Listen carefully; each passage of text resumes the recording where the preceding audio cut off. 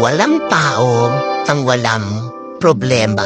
Habang buhay tayo, siguradong meron tayong problema.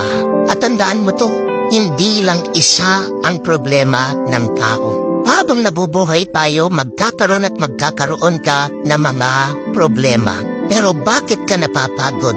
Bakit ka na-stress? Bakit ka nabibigatan? Kasi gusto mo lahat ng problema mo magkaroon na agad ng kasagutan. Magpasalamat ka, may problema ka.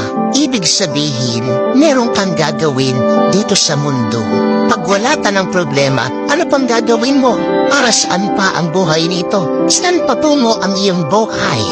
Pero bakit nga nagiging mas mabigat, mas mahirap ang ating buhay?